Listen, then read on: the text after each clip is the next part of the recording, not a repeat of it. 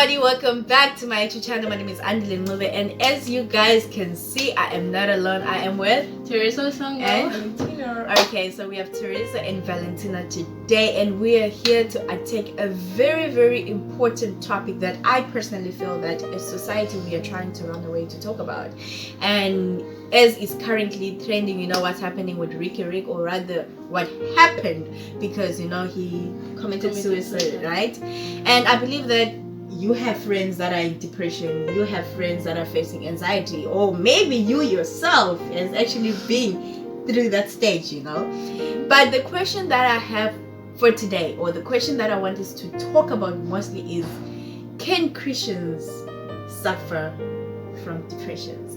And I know that we are like strong believers. I mean, we go to church almost like every single day. I know that means nothing, you know, but can a Christian actually suffer from depression? You know, so can you guys bring it to me, please?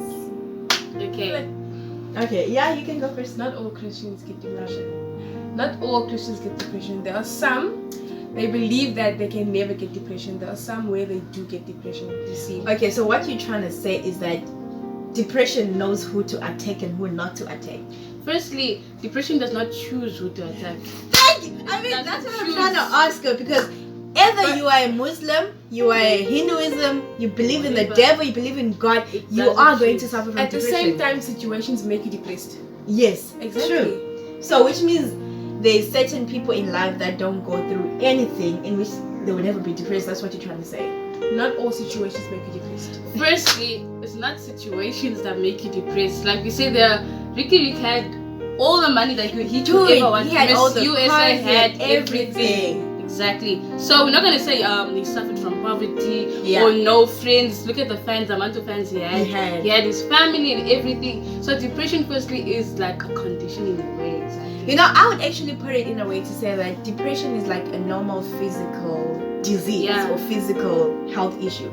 It's just like flu. When you have flu, you go to the hospital, you go to the pharmacy, you get medication, and you are sorted. Although you are still a Christian, you will still take flu tablets. Now, depression now will be like a moment in a believer's life where you feel like, okay, am I really alone? Right? This is a time where actually people ask themselves questions: does God really exist? You know. So now, from your personal experience, have you suffered depression? No. I just want to know. Look, there's a difference between depression and anxiety, right? Okay. Definitely not depression. So you've suffered from anxiety? I would say so.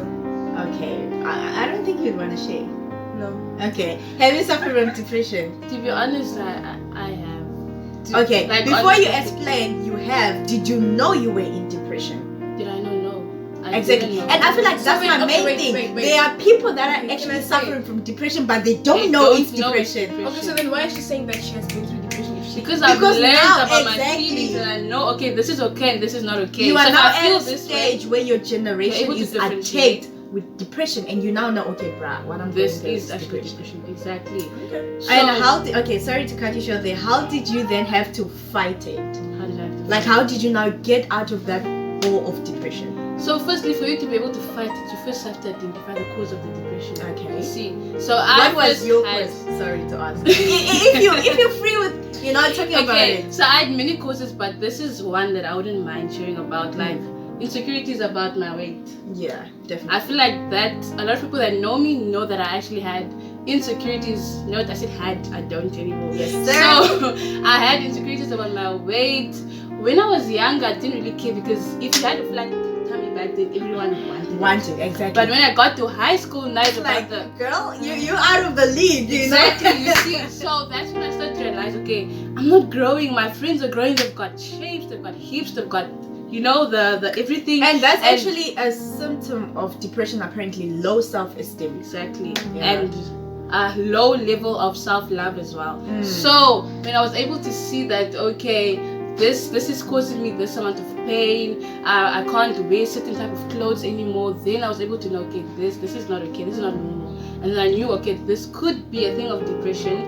And when I found out the cause of it, I was able to find a way forward, which was me learning how to love my weight. And mind you, she said me learning how to love my weight. God is not involved.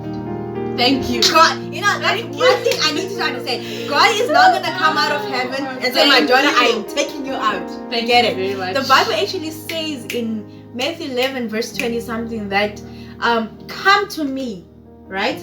All who are heavy laden," which means if she didn't go to God and say, "Father, I'm in a situation and I need you," he was never going to come to her, because he keeps his word. He's saying, "Come to me." There is a protocol there. So she had to learn how to love herself. God did not love her on her behalf. You get it? Yeah, and Oh another my God, thing, that's actually deep. learning to love yourself will come with challenges, because you feel like you've reached a point where you're okay, I love my body. Yeah. And then boom, we have an It's like event you at back to school. square one. We have an event at school, and you have to dress up all sexy and stuff, and then you go there like, okay, look at her. Okay. Look at the chef. The guys are there, you're just like, okay. You see, and then you feel like you're falling back into that hole again. But you being able to move out of that hole has shown that you're actually growing and are actually learning to love yourself. So basically, and I would like to conclude by saying that a Christian, actually, let me just say, anyone can suffer from depression. Honestly, either you are Muslim, either you are Hinduism, either you are a devil's child, either you are God's child, either you pray in tongues 24/7. If depression finds you, it will find you. You know the problem is with Christians nowadays, right? Is that if you have depression, they feel like the solution is out in the name of Jesus. Out in the name of Jesus. Wait. What do you have to say about it? Because we were actually talking earlier on, and she was like, there's this person. I won't mention the person, right? The person said, "I will never have depression," and I strongly believe in saying never, because you don't know what tomorrow brings. Tomorrow you can wake up, your mother is dead. How are you going to react to it? That's when you begin to feel like my world has ended. I can't do this anymore. That's when you begin to have suicidal thoughts, because like, if she's gone, I might as well just follow her to the grave. Exactly. Girl, I want to hear your thoughts, bro. I want to hear your thoughts. What do you have to say about it? For example, like what she said about like depression, what gave me depression. There are some people, whereas like they get judged of their body, right? Yeah. Some of them will be like, okay, I don't care about what you say about my body. I love me, I love my body, and I'm not gonna let your words get to me. Like that. Exactly, that's the thing. So depression doesn't. Even if depression goes to everybody, not everybody allows depression. Then we won't call that person their weight and insecurity, because they're not insecure about it, so they wouldn't care. Hey! They wouldn't care because it's not an insecurity. Oh my Could word. be a big forehead. I also have a big forehead, and I also felt, there were certain hairstyles that I couldn't do because of my forehead. So you call that an insecurity. She might have a big forehead, but she loves it. But she wouldn't Even care if about I love it. her, she wouldn't care. So it's I not an definitely insecurity. get. And for me, I feel like there's been a certain point in life where I thought I was depressed. Like she said, that time I didn't know, okay, this is depression. But there were times where I was like, you know what, I don't feel like doing this thing called life anymore. And at that point, you wouldn't know it's depression, right? There were times, obviously, I might not have had suicidal thoughts. Okay, I did once or twice. But I did not have that courage to say, okay, I'm going to go take a whatever and hang myself. I'm going to think. Because I had a lot on my mind to say, okay, I actually want to grow. I want to be that person. I want to be that person, right? I had to fight. God was not involved. Okay, God is a protocol that I use, or God is a tool that I use to get up. Because there were times where I would have to pray, which made me feel better. God is a father, he listens. Also, did you like when you had depression, did you like try and talk to someone? Okay, now that's the other issue. I saw a statement that say, I'd rather listen to you than attend your funeral. Mind you, I'm not a person that I can easily come and say, Teresa, I'm going A, B, C, D, E, F, G, H, I, J, K, what, right? I have to create a relationship with you that allows me to open freely. I can't just go to a normal psychologist, a normal counsel person and be like, okay, I don't know you, you don't know me, but this is what I'm going. I can't. That is not me. Another thing is that some people just don't like appearing, they don't like to look weak or vulnerable. They want to look strong and all that, so it's not easy to open up. And that's one an of those issue. people. That's an issue. You want to fight your own battles, but you end up getting to a point where you can't anymore, and you just end up giving. You know what, guys? Don't forget to like, to comment, to share. Right? But anyways, so now, depression, like I said, it's real. People are dying of it every day. And even if we say, I'd rather listen to you than attend your funeral, many people are never available for that listening. We are all busy. And also, some people, they get made fun of for being depressed. Exactly. That's the thing. Yeah, that's one of the reasons why they don't want to speak about it too. Like, open up about it too. Because and I feel like personally, sorry I'm talking too much, I feel like personally the issue starts with Christians. We think I'm depressed. Dude,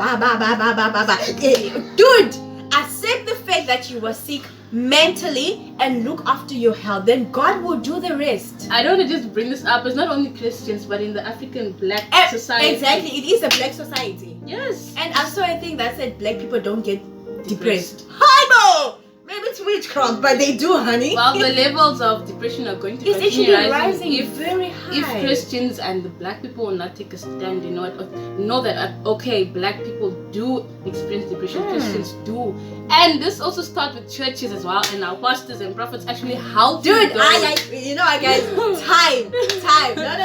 No. We will come back for this topic. We definitely need a part two. Yeah, but what do you have to say to somebody out there who's probably experiencing depression, or they've been in a stage, or they're just dealing with somebody, or you live with somebody with depression? What do they have to do? What do you have to say to them? Just hold on, you're almost there. And also this, someone said that Ricky Rick was selfish because he didn't think of his family or anyone who did that.